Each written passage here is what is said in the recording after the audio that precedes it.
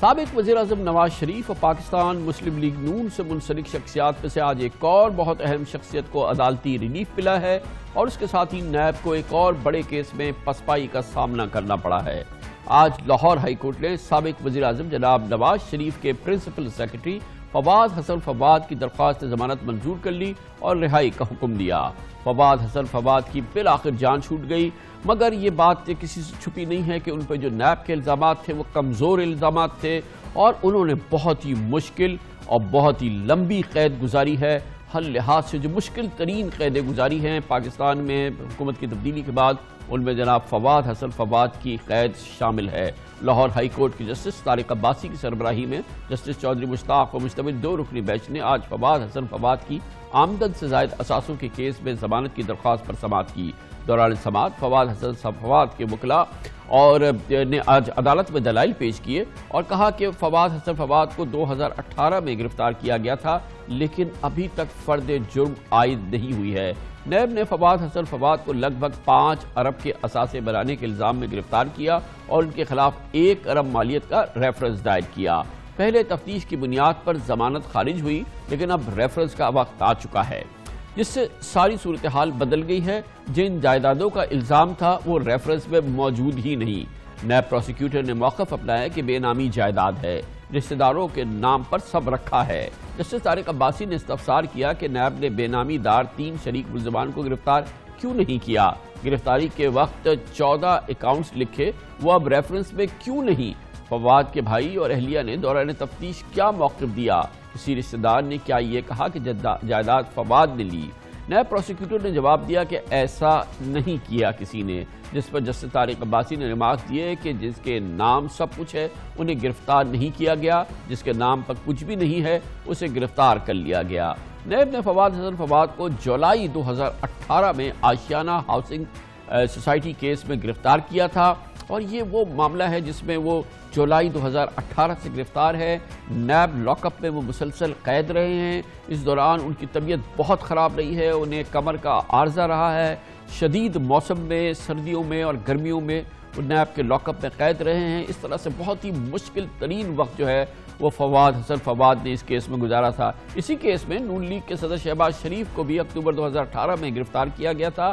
Ashiana housing کے اس case میں شہباز شریف اور فواد حسن فواد دونوں کی ضمانت کی سزا فروری 2019 میں منظور کر لی گئی تھی، لیکن اس سے قبل ہی نیب فواد حسن فواد پر آمدن سے زائد اثاثے بنانے کا کیس بنا چکا تھا، اس لیے ان کی رہائی ممکن نہیں ہوئی۔ آخرکار آج لاہور ہائی کورٹ نے ان کی نئی بنیادوں پر، نئے آرگیومنٹس پر ضمانت منظور کر لی۔ شہباز شریف نے کہا کہ شکر ہے ایک اور بے گناہ کو آج انصاف ملا۔ ان کا کہنا تھا کہ بہت افسوس ہے کہ ایک اچھے انسان اور لائق آفیسر کو لاحق قید و بند کا سامنا کرنا پڑا۔ فخر ہے فواد حسن فواد نے ضمیر پر سودے بازی کے بجائے سختیاں اور مشکلات جھیلنے کو ترجیح دی۔ اس کا مطلب شہباز شریف صاحب کا یہ ہے کہ نہ یہ کہ انہوں نے نواز شریف صاحب کے خلاف، نہ ہی شہباز شریف کے خلاف کسی قسم کا اپروور بننے کی حامی بھری، نہ ہی کوئی بیان دیا جناب نواز شریف کے خلاف، جن کی وہ پورے مدت پرائم منسٹر کے دوران ان کے سب سے قریبی اسسٹنٹ تھے، ان کے پرنسپل سیکرٹری تھے۔ اس کے بعد شاہد خاقان عباسی جب وزیر اعظم بنے، جب بھی پرنسپل سیکرٹری پرائم منسٹر کے فواد حسن فواد تھے اور اس لحاظ سے وہ بہت اہم پوزیشن پہ تھے اور ان کا ایک بیان بھی جناب نواز شریف کے لیے اور شاہد خاقان عباسی کے لیے مشکلات پیدا کر سکتا تھا، مگر انہوں نے ایسا نہیں کیا۔ لاہور ہائی کورٹ کی جانب سے ملزم فواد حسن فواد کو دی گئی ضمانت کے خلاف نیب کا ضمانت خارج کروانے کے لیے کہا گیا ہے کہ وہ سپریم کورٹ سے رجوع کرے گی۔ اس پوری صورتحال پہ ہم بات کرتے ہیں اور اس کے لیے ہمیں جوائن کر رہے ہیں اس کیس میں ریپرزینٹ کیا جناب فواد حسن فواد کو بیرسٹر امجد پرویز نے، جو کہ ہمارے ساتھ موجود ہیں۔ بہت بہت شکریہ امجد پرویز صاحب۔ یہ فرمائیے گا کہ آج ان کی رہائی ہوئی ہے آمدن سے زائد اثاثے کے کیس میں، اس سے پہلے ان کی گرفتاری ہوئی تھی آشیانہ ہاؤسنگ کیس میں۔ یہ تقریباً 1.5 سال سے زائد عرصے سے قید ہیں۔ کیا الزام کیا تھا بیسک؟ آپ نے آج عدالت میں بھی کہا کہ ان پر فرد جرم بھی عائد نہیں ہوئی، تو یہ 18 مہینے ان کی ضمانت کیوں نہیں ہوئی؟ سر گزارش یہ ہے کہ جب آپ کوئی معاملہ زیر تفتیش ہوتا ہے تو زیر تفتیش ہونے کی وجہ سے نیب جو چاہے موقف عدالت کے سامنے لے سکتا ہے۔ پچھلا جو راؤنڈ تھا بیل کا اس میں نیب نے جو موقف اختیار کیا اس میں بتایا جی کہ راول پنڈی دی مال لاہور کے نام سے جو پلازا ہے اس کی 5 ارب روپے مالیت ہے اور وہ فواد حسن فواد صاحب کا ہے. اور اسی طرح سے ایک اور پلاٹ تھا وہاں پہ حیدر روڈ پہ راول پنڈی میں, اس کے بارے میں کہا جی کہ اس کی مالیت 500 ملین ہے اور یہ بھی فواد حسن فواد کا ہے. اس کے علاوہ 14 اکاؤنٹس ہیں ان کے جن میں بہت بڑے ڈپازٹس آئے ہیں جن کو جسٹیفائی یہ نہیں کر سکتے, اور لاہور موٹر وے سٹی ایک ہاؤسنگ اسکیم ہے اس میں بھی ان کے شیئرز ہیں. یہ گراؤنڈز آف اریسٹ میں جب انہوں نے کہا تو اس وقت ریفرنس فائل نہیں ہوا تھا. عدالت نے انہی کی گراؤنڈز آف اریسٹ کو درست مانتے ہوئے اور اس مالیت کو دیکھتے ہوئے تفتیش کی سٹیج پہ یہ مناسب سمجھا کہ ان کو بیل نہ دی جائے. تفتیش مکمل ہونے کے بعد جب نیب نے ریفرنس فائل کیا اور نیب نے یہ ریفرنس جو ہے ان کی پچھلی بیل کے اخراج کے 1 مہینے کے اندر اندر کر دیا تھا, وہ بھی جان بوجھ کے کیا کہ وہی ریفرنس اگر 1 ماہ پہلے دائر کر دیا جاتا اور فواد صاحب کی پہلی بیل کا فیصلہ بھی اس ریفرنس کی موجودگی میں ہوتا تو شاید انہیں اسی وقت ہی ریلیف مل چکا ہوتا. انہوں نے ہائی کورٹ سے ان کی بیل خارج کرانے کے بعد ریفرنس فائل کیا. اب جب ریفرنس سامنے آیا ہے سر تو فواد حسن فواد کے نام پہ 1 انچ کا کوئی اثاثہ سامنے نہیں آیا.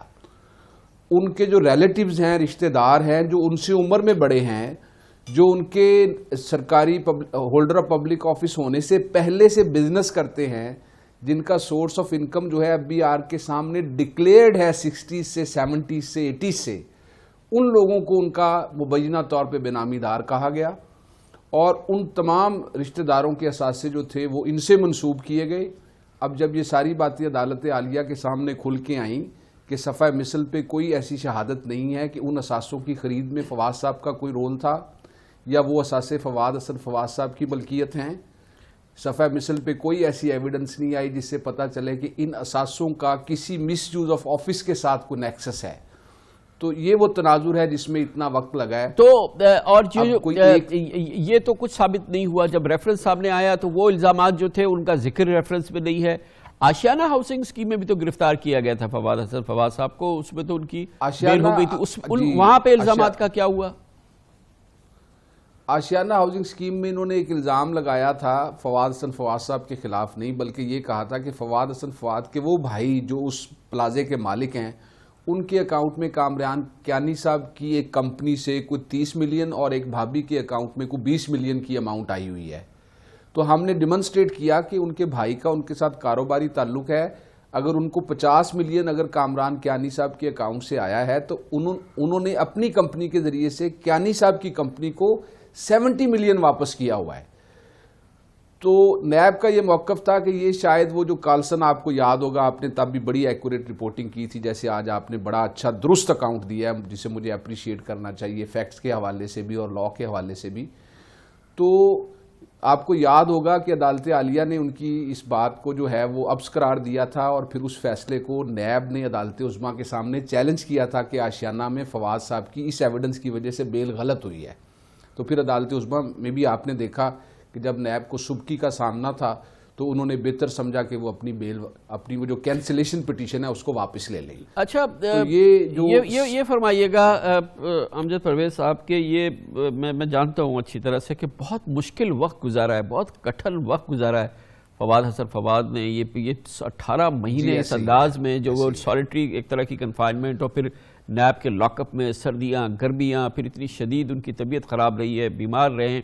یہ بڑا مطلب اس میں بھی بڑا انہوں نے ریزسٹ کیا کہ ان کا کوئی بیان نواز شریف صاحب کے خلاف یا شہباز شریف صاحب کے خلاف یہ تو بآسانی چند گھنٹوں میں رہا ہو جاتے اگر یہ اپروور بنتے یا کوئی ایک بیان دے دیتے. یہ بھی بڑا استقامت کی میری بات انسٹرکشنز یہ ہیں جی میری انسٹرکشنز یہ ہیں کہ فواد حسن فواد صاحب کو یہی آفر تھی کہ آپ وعدہ معاف گواہ بنیں اور وعدہ معاف گواہ بننے تو آپ کو فوری طور پہ رہا کر دیا جائے گا. اس کا کریڈٹ انہیں جاتا ہے کہ وہ ضمیر کے قیدی ہیں, انہوں نے کسی دباؤ کو جو ہے وہ تسلیم نہیں کیا, انہوں نے مشکل وقت کا سامنا کیا ہے اور الٹیمیٹلی آپ دیکھ لیجئے کہ ان کی بے گناہی جو ہے وہ ٹینٹیٹیو اسیسمنٹ میں سب کے سامنے آ چکی ہے کہ انہوں نے کچھ غلط نہیں کیا. آپ کی وساطت سے یہ کہنا چاہوں گا جی فرمائیے. آپ کی وساطت سے یہ کہنا چاہوں گا کہ یہ بھی نیب کے ان کیسز میں سے ایک کیس ہے جس میں گرفتار کرنے کے بعد نیب نے تفتیش شروع کی.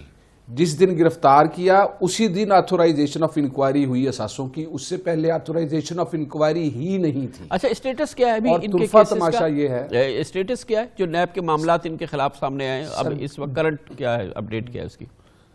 जो तो सर असासों का केस है उसमें फर्द जुर्म आयद नहीं हुई अभी तक, और वो जो कोर्ट है एहतसाब अदालत वो खाली पड़ी है पिछले 5 महीने से, और जो आशियाना का केस है उसमें एविडेंस हो रही है जी, इस वक्त प्रोसिक्यूशन एविडेंस हो रही है।